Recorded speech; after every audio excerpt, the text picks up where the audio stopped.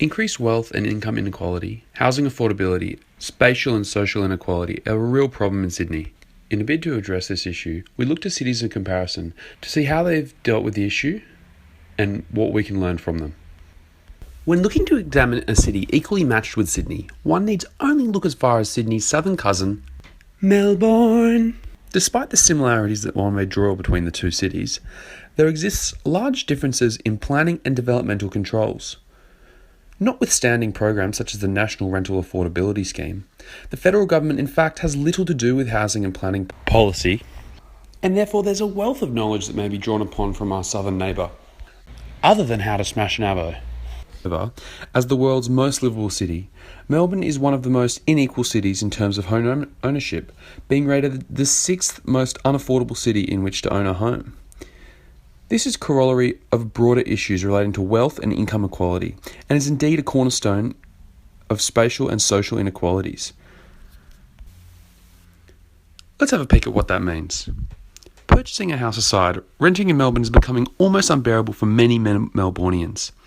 So, if you took a sample of Melbournians, say at an AFL game, and you distributed them by income, take the bottom 20% of earners and section them off in a stand, 4 out of 5 of these individuals would be paying unaffordable rents, and a quarter of them would be paying severely unaffordable rents, leaving much less money for other essentials such as health and dental care.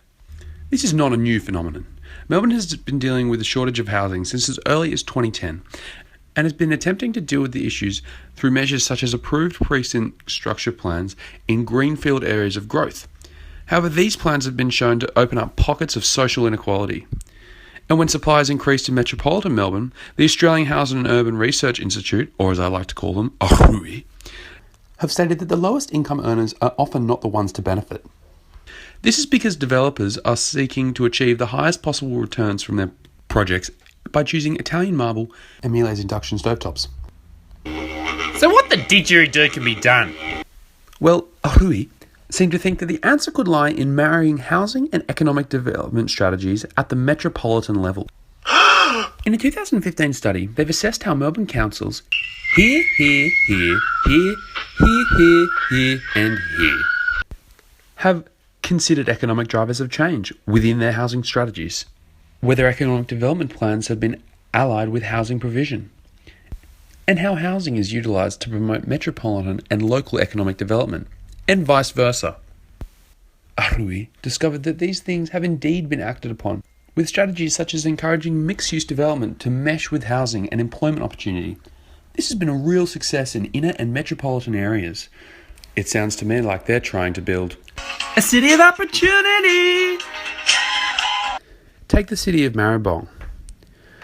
Gentrification and redevelopment, as a result of past rezoning, have laid the employment markets in the area to waste.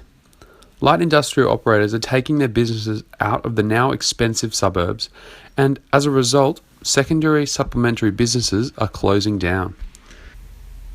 In 2011, the Maribyrnong Council sought to address these ongoing structural economic changes before more businesses fled and the problem worsened. To achieve this, the council changed its planning guidelines to, quote, maximise the efficiency of brownfield redevelopment for employment purposes. This was achieved through the rezoning of industrial areas into areas ready for mixed-use development, therefore providing developers with an incentive and a requirement to include retail and commercial spaces in their projects. This way, economic development and housing policy have achieved a level of symbiosis.